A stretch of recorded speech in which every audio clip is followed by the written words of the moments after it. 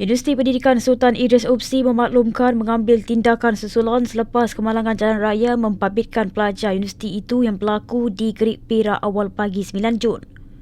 Bahagian Komunikasi Korporat UPSI berkata pihaknya memohon seluruh warga universiti itu dan masyarakat untuk bersama-sama mendoakan urusan ini dipermudahkan.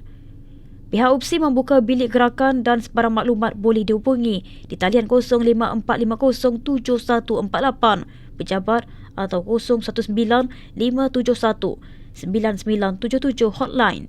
Terdahulu media melaporkan 15 orang disahkan maut dalam satu kemalangan tragis membabitkan sebuah bas yang membawa pelajar UPSI dan Produk Alza di Jalan Raya Timur ke Barat JRTB berhampiran Tasik Banding Gerik awal pagi 9 Jun.